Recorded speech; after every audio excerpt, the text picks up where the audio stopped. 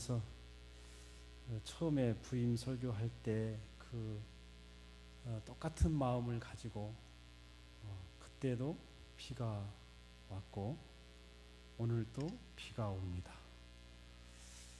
그래서 하나님 앞에 기도하면서 하나님께서 주신 메시지가 있어요. 품어라. 그런데 저는 잘 못했어요.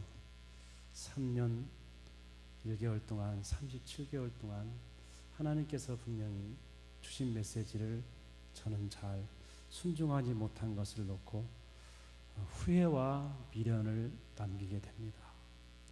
우리 목사님을 더 존경하지 못하고 더 섬겨드리지 못한 것을 생각할 때 너무나 마음이 아프고, 또 우리 목사님과 사모님도 품고 기도하면서, 또 우리 성도들도 품고 기도하면서 더 열정적으로 사명 감당하지 못한 것을 생각할 때 너무나 죄송스럽고 후회만 남습니다.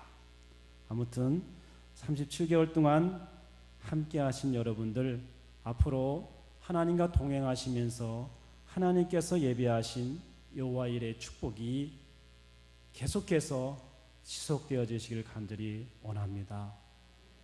오늘 말씀은 세상을 이기는 비결이 무엇인가. 그래서 이 제목을 이렇게 정한 것은 저와 여러분이 계속해서 승리했으면 좋겠다. 그러면 어떻게 하면 승리할 수가 있을까라는 생각을 하면서 말씀을 묵상하면서 짧게 준비했습니다. 한번 오늘 사진을 보면서 이 사람들의 공통점이 무엇인가 한번 생각해 보았으면 좋겠습니다. 이미 소개되어진 인물들이지만 다시 한번 돌아볼 수 있는 그런 시간으로 한번 보겠습니다. 닉 부이치치라는 사람, 이 사람은 호주 사람인데요. 사지가 없이 태어났어요. 그래서 고작 있는 거라고는 바로 발가락 2개. 그래서 본인 스스로가 닭발이다라고 본인이 그렇게 명했어요. 이 사람 그것 가지고 글도 쓰고 여러 가지 자기 어떤 하고자 하는 것들을 다 합니다. 골프도 치고 다 하더라고요. 또 한 분, 숙명희 시인이죠. 다 잘 아시죠? 나 가진 재물 없지만, 나 배운 지식 없지만, 남이 있는 건강 없지만, 남이 보지 못하는 것, 또한 듣지 못하는 것, 또한 그들이 받지 못한 사랑 나는 하나님께 받고, 나는 깨달음 가운데 살아가고 있노라고. 그래서 공평하신 하나님을 찬양합니다. 남들이 느끼지 못하는 것을 나는 느낀다. 이것은 공평하신 하나님이시다라고 그렇게 고백합니다. 닉 부이치치는 태어나면서 사지가 없었는데 이는 3번씩이나 자살하려고 했어요. 죽어야 되겠다. 삶에 대한 의미를 이는 상실한 것입니다. 그런 이 닉을 하나님께서 조명하셔서 그를 새롭게 빚어주심으로 행복 전도사로 하나님이 세워주셨습니다. 그래서 많은 학생들을, 많은 사람들을 믿는 자나 믿지 않는 자나 이 모든 사람들에게 도전과 영향력을 주는 그런 젊은 청년이 되었습니다. 이 숙명희 시인 어떻습니까? 정신장애로 스스로가 그 어떤 것도 할 수 없는데 하나님 의지하고 하나님 바라보고, 이 고난은 분명히 하나님의 뜻이 있다, 그렇게 고백하면서 열심을 다해서 많은 이들에게 소망을 준 사람입니다. 이들의 공통점이 무엇이겠습니까? 이들 안에는 하나님만을 신뢰하는 믿음이 있었습니다. 하나님만이 이들에게는 전부였습니다. 하나님이 계시지 않으면 나는 아무것도 아닙니다. 이런 고백이 이들에게 있었다 이거죠. 저와 여러분이 하나님이 계시지 않으면, 하나님이 붙들어 주시지 않으면 저는 아무것도 아닙니다. 이런 고백이 있길 바라고, 우리들 사랑교회 하나님이 붙잡아 주시지 않으면 아무것도 아닙니다. 이런 고백 가운데 믿음으로 기도하시면서 우리 목사님을 위해서 기도 많이 해드리고, 약한 성도들을 놓고 기도하면서 서로가 서로를 세워줄 수 있는 그런 아름다운, 그리고 또한 거룩한 공동체가 되어지길 간절히 소원합니다. 아버지가 건강하시고 아버지가 힘이 있으셔야 그 가정이 잘 됩니다. 영적인 아버지, 우리 목사님을 위해서 기도 많이 해주시고, 새벽을 깨우는 새벽의 용사들이 늘 사랑교회 안에 소문날 수 있도록, 이 밖으로도 소문이 날 수 있도록 그런 교회가 되기를 간절히 소원합니다. 저와 여러분이 인생길 가운데 이들과 같이 똑같은 상황이 날지라도 고난에 부딪힐 때 정말로 홍해와 같이 건널 수 없는 암담한 그런 상황에 놓일 때 여러분들은 어떻게 하십니까? 우리에게 중요한 것은 믿음입니다. 믿음 가운데 믿음의 확신입니다. 이 초대교회 당시 많은 믿음의 사람들이 믿음이 있다고는 하였지만 확신이 없습니다. 직분은 하나님께로 받았는데 확신이 없습니다. 봉사는 열심히 하지만 확신이 없습니다. 열심히 다해서 교사로 봉사하지만 구원에 확신이 없어요. 믿음이 있긴 있다고 하지만 확신이 없는 사람들이 많았다 이겁니다. 그래서 영지주의에 넘어가고 이단에 넘어가고 이리저리 사람들이 방황하고 갈팡질팡하는 이들을 향해서 사도 요한은 오늘의 메시지를 선포하고 있는 것입니다. 우리 모두가 확신 있는 가운데 찬양대에 서시고, 또한 확신에 찬 모습으로 교사로서 또한 봉사자로서 그렇게 수고하고 헌신이 있기를 간절히 축복합니다. 요한복음 14장 6절 말씀 보면 내가 곧 길이요 진리요 생명이니 나로 말미암지 않고는 아버지께 올 자가 없습니다. 오늘 주 내용은 뭐냐? 예수님입니다. 예수님을 통한 하나님의 사랑을 말씀하고자 하는 것입니다. 우리가 하나님과의 관계 회복, 하나님과의 사랑의 회복은 바로 예수님이라는 것이죠. 나로 말미암지 않고는 아버지와 아무런 상관이 없는 인생이 된다, 그 말씀입니다. 그렇다면 믿음으로 세상을 승리하는 사람들의 특징은 무엇이겠냐 이거지요. 믿음으로 세상을 이기는 사람, 믿음의 확신을 가지고 세상을 이기는 사람들의 특징이 무엇이겠는가? 바로 사랑. 하나님은 사랑이시다.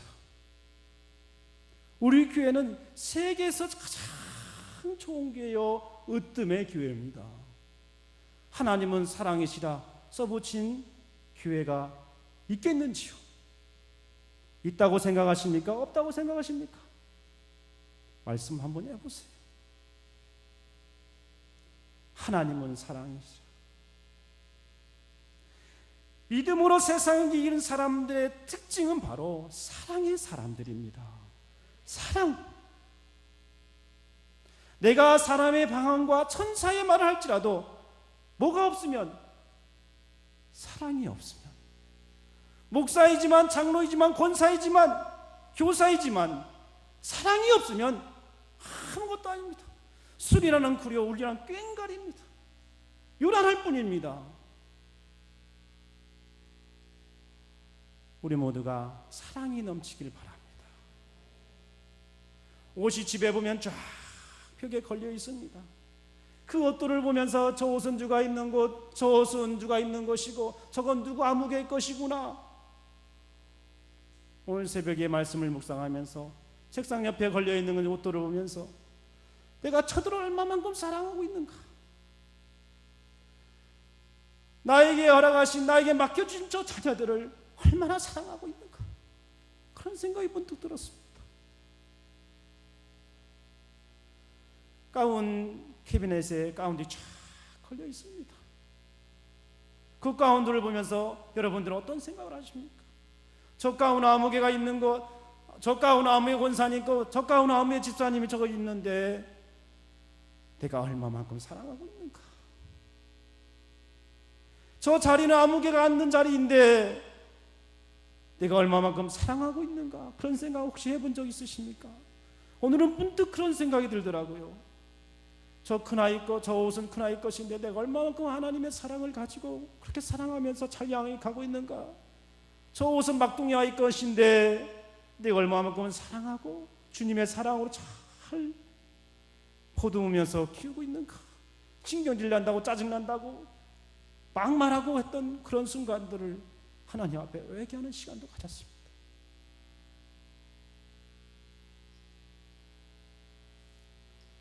제임스 맥도널드는 버티컬 처치라는 책에서 이런 얘기를 합니다. 하나님의 강력한 임재를 경험하라. 이것은 하나님과의 관계 회복을 말씀하고 있습니다. 예배자이기 전에 하나님과의 관계를 먼저 회복하라 이겁니다. 그리할 때 하나님의 놀라운 강력한 임재의 역사가 있게 되어진다 이겁니다. 하나님과의 관계가 회복되지 않은 가운데 예배자로, 하나님과의 관계가 회복되지 않은 가운데 기도자로, 찬양하는 자로 이전에 정말로 하나님과의 관계를 우리가 먼저 회복할 때 그 예배가 더 뜨겁고 그 예배를 통해서 하나님의 임재를 경험하게 된다 이것입니다. 우리 날마다 하나님의 임재를 경험하시길 바랍니다. 내 마음 가운데 하나님 임재하셔서 하나님의 역사하실 수 있도록 내어드리자 이겁니다. 내 것은 내 것이 아닙니다. 이 몸마저도 주님의 것인 것으로 고백하고 오직 주님을 위해서 이 한 몸 다 바쳐 충성하겠노라고 그렇게 고백한 것이 우리 주님 부르시는 그날까지 흐트러짐이 없는 그런 모습들이 우리 안에 있기를 간절히 소원합니다. 5장 1절 말씀 보면 예수께서 그리스도이심을 믿는 자마다 왕이요 제사장이요 선지자이심을 믿는 자마다 하나님께로부터 난 자니 또한 낳으신 이를 사랑하는 자마다 바로 하나님을 말씀합니다. 그에게서 난 자를 사랑하느니라. 바로 예수님을 말하고 있죠. 하나님을 사랑하고 예수님을 사랑하는 사랑의 사람이 되라 이거죠. 그 다음에 뭐라고 말씀합니까? 형제 사랑에 대해서 말씀합니다. 우리 모두가 하나님을 먼저 사랑하시고 형제를 사랑하시고 하나님을 사랑한다면서 형제를 미워하면 어찌 보이지 않는 하나님을 사랑한다고 할 수 있겠는가? 우리가 늘 하나님을 사랑하시고 형제를 사랑하시는 가운데 하나님께서 원하시는 사랑의 공동체를 우리가 그렇게 이루어가길 간절히 소원합니다. 3절 말씀 보면 하나님을 사랑하는 것은 이것이니 우리가 그의 계명을 지키는 것이라. 그의 계명들은 무거운 것이 아니다. 내가 지어주는 멍에는 쉽고 내 짐은 가볍다. 우리 예수님이 말씀합니다. 이 계명에 대해서 마태복음 22장 36절 말씀 이하 보면 선생님 율법 중에서 어느 계명이 크니까 한 율법사가 그렇게 예수님을 찾아와서 이야기합니다. 예수께서 이르시되 내 마음을 다하고 목숨을 다하고 뜻을 다하여 주 너의 하나님을 사랑하라 하셨으니 다같이 이것이 크고 첫째 되는 계명이요 둘째도 그와 같으니 내 이웃을 내 자신같이 사랑하라 하셨으니 이 두 계명이 온 율법과 선지자의 강령이라. 이 강령이라고 하는 것은 주된 주제를 말씀하고 있는 것이고 좀 더 나아가서 우리 삶 가운데 적용해 본다면 벽에 박힌 못과 같은 그런 메시지다라는 것입니다. 우리가 땅을 측량할 때 어떻습니까? 그 많은 몇백을 들여서 땅을 측량합니다. 그러고 나서 뭘 박습니까? 말을 박죠. 여기까지는 내 땅이다라는 것이죠. 말을 박지 않습니까? 그것을 빼면은 땅을 측량한 의미가 없게 되지요. 한번 박은 그 말뚝은 빼지 않습니다. 벽에 박은 그 잘 박힌 못, 잘 빼지 않습니다. 마치 그와 같이 하나님의 이 율법, 하나님의 계명은 그와 같은 것이다 이거죠. 꼭 우리에게 필요한 것이다 이거죠. 선생님, 율법 중에서 어느 계명이 크니까? 이 계명이라고 하는 것은, 하나님의 율법이라고 하는 것은 바로 우리에게 지시하는 안내편과 같습니다. 이정표와 같은 것입니다. 이것이 없을 때는 방황합니다. 어디로 가야 할 것인가? 방향을 모릅니다. 요즘은 문화가, 기계들이 많이 발달해서 별 의미가 없어졌지만 중요한 것입니다. 우리의 신앙생활에 있어서, 우리의 영적 생활에 있어서 가장 중요한 하나님의 말씀, 예수께서 이르시되 내 마음을 다하고 목숨을 다하여 뜻을 다하여 하나님, 너의 하나님을 사랑하라. 이것이 크고 첫째 되는 계명이고, 둘째로 내 이웃을 내 자신, 네 몸을 사랑하는 것 같이 내 이웃을 사랑하라 이거지. 이것이 하나님께서 정말로 확고하게 우리에게 하신 메시지다라는 것입니다. 두 번째로, 믿음으로 세상을 이기는 자의 삶에 사는 사람들의 특징은 바로 무엇인가? 바로 거듭남입니다. 거듭남.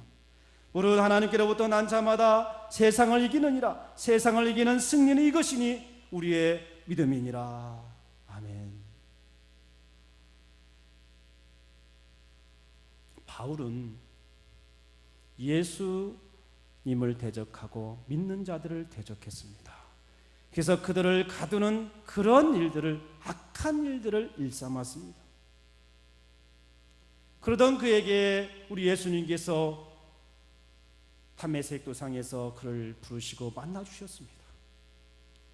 이 만남의 이 순간은 이 바울에게는 평생토록 잊을 수 없는 그런 강량과 같은, 그런 어떤 흔적, 강력한 흔적과 같은 그런 것이었다 이거죠. 내 심장에서 지울 수 없는 그런 강력한 사건이었다 이거죠. 그가 거듭남의 순간에 장소인 이 담메색을 바울은 평생토록 잊을 수가 없었습니다.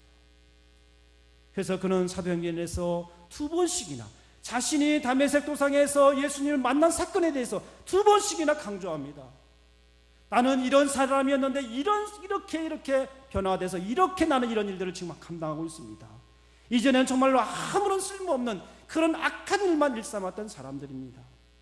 많은 사람이 나를 두려워하고 많은 사람들이 거리감을 가지고 힘들어했던 그런 악한 사람이었는데, 우리 예수님께서 나를 만나 주셔서 내가 새롭게 본 어게인의 인생으로 하나님이 우리 예수 그리스도를 통해서 바꿔주셨습니다.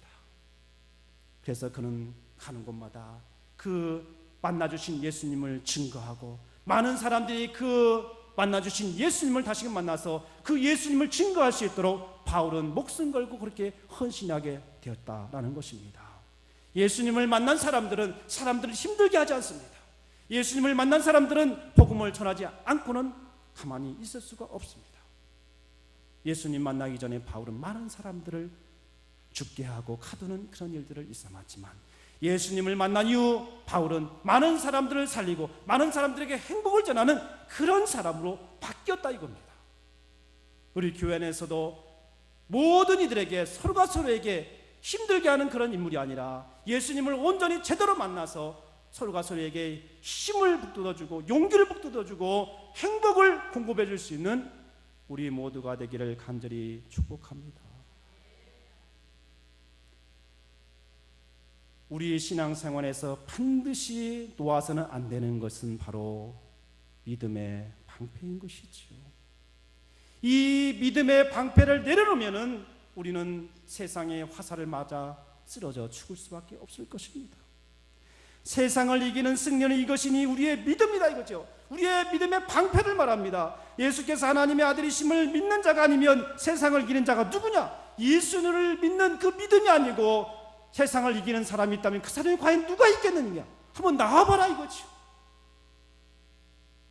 그제 목사님 말씀하신 그 예와 주한이가 얘기한 거, 술 먹은 쥐가 고향에 나와 뭐 그런 것처럼, 그런 사람이 어디 있냐 이거죠. 예수님이 아니고는, 예수님을 통해서 승리하는 사람, 예수님이 배제된 세상에서 어떤 승리하는 사람이 누가 있겠느냐? 우리 모두가 예수 그리스도를 믿는 그 믿음의 그 확신에 찬 그 믿음의 방패를 내려놓지 않기를 간절히 바랍니다. 우리 교회가 믿음의 이 방패를 꽉 붙잡고 나아갈 때 교회는 부흥합니다. 우리 모두가, 우리 모든 직분자들이, 수고하고 헌신한 모든 사람들이 믿음의 방패를 꽉 붙잡고 전진하여 나갈 때 세상의 그 어떤 것도 우리를 엄습하지 못하고 우리를 깔보지 못하게 되는 것입니다. 그 어떤 마귀 사탄도 우리를 넘볼 수가 없게 되는 것입니다. 그런데 이 믿음의 방패를 지치고 힘들다, 괴롭다, 이 믿음의 방패를 내려놓게 되면은 만신창이가 될 것입니다. 우리 평생토록 예수 그리스도를 믿는 그 믿음, 그 믿음의 방패를 꽉 붙잡고 죽어도 이 방패를 꽉 붙잡고 내가 죽겠노라고 그렇게 고백하면서 여생을 사시기를 간절히 바랍니다. 갈멜산에서 엘리야가 승리하게 된 것은 바로 무엇 때문에 승리할 수 있었습니까? 하나님께서 반드시 불을 내리시리라 확신이 있었습니다. 믿음이 있었기 때문에 그는 승리할 수가 있었습니다. 믿음이 아니고는 그는 승리가 보장될 수가 없었겠지요. 우리 모두가 십자가를 자랑 삼으면서, 바울이 십자가를 자랑 삼으면서 그렇게 복음 전도자로서의 사명을 감당했던 것처럼 이 날마다 십자가를 자랑 삼아, 힘들고 어려워도 십자가를 자랑 삼아 그렇게 살아가실 수 있는 저와 여러분 되시기를 간절히 바랍니다. 세 번째로 마지막, 성령의 내적 증거입니다. 6절 말씀 보면 이는 물과 피로 임하신 이신이 곧 예수 그리스도시라. 물로만 아니요 물과 피로 임하셨고 증언하는 이는 성령이시니 성령은 진리니라. 증언하는 이가 셋이니 성령과 물과 피라. 또한 이 셋은 합하여 하나이니라. 아멘. 여기서 말씀하고 있는 것은 물은 바로 무엇인가? 우리 예수님께서 세례를 받으실 때의 그 모습을 이야기합니다. 완전한 사람의 몸을 입고 이 땅에 오셔서 세례 요한을 통해서 세례를 받았다고 하는 그런 증거의 메시지입니다. 내 사랑하는 아들 예수가 이 땅에 반드시 확실하게 사람의 몸을 입고 이 땅에 왔다라는 것입니다. 그 증거 중에 하나가 바로 세례라는 것이죠. 그 증거 중에 하나가 바로 바로 세례를 말씀하고 있는 것입니다. 마태복음 3장 16절 말씀 보면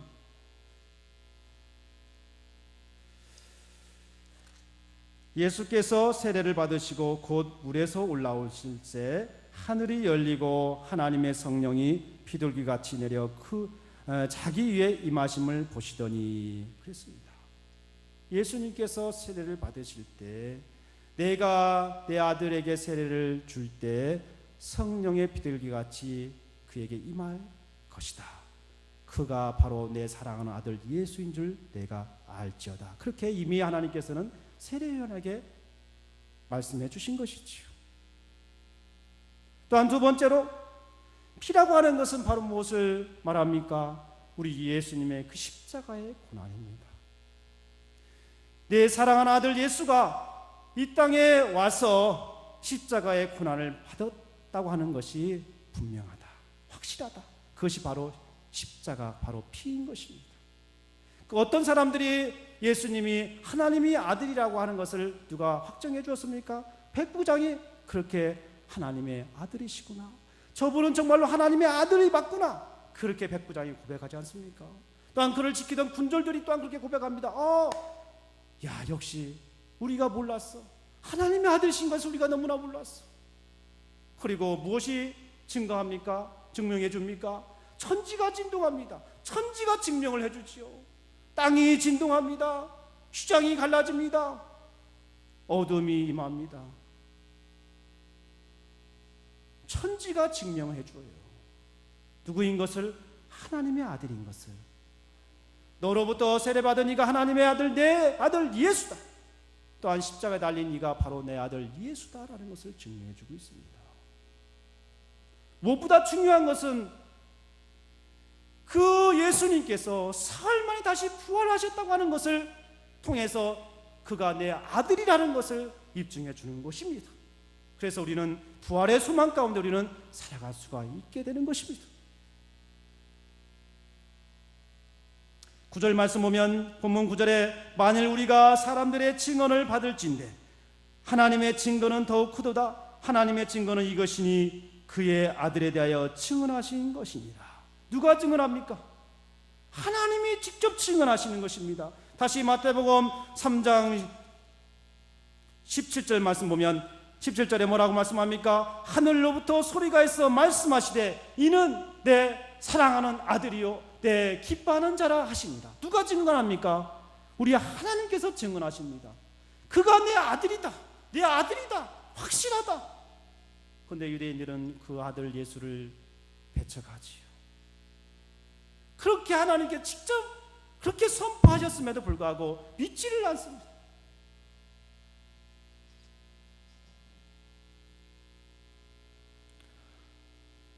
우리 하나님께서 이 땅에 오신 예수님이 하나님의 아들이라고 그렇게 증언하여 주신 것처럼 우리 모든 교회들이 특별히 늘사랑교회는 우리 예수님만 드러내야 합니다. 우리 예수님만 자랑해야 합니다. 내 의 드러내지 말고, 내 어떤 능력 드러내지 말고, 나의 어떤 가진 것 드러내지 말고 오직 예수님만 증거하고 증언할 수 있는 그런 우리가 되어야 합니다. 그런 교회가, 그런 성도가 큰 성도요 큰 교회인 것입니다.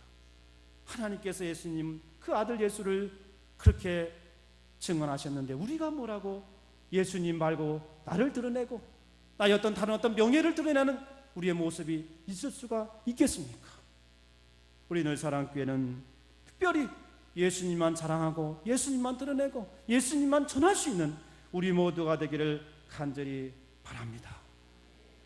그래서 우리 늘사랑교회 앞으로 지금까지 우리 목사님 고생하시고 애쓰셨는데 앞으로 목회사역 여정이 주 안에서 우리 성도님들의 그 기도를 통해서 또한 우리 하나님께 함께 하심에 아름다운 더욱 부흥의 역사가 있어질 간절히 소원하고 우리 자리에 함께 하신 우리 모든 분들 가정이 평안하고 또한 남편들의 사업도 잘 되고 자녀들의 앞길이 주 안에서 형통해지기를 간절히 축복합니다.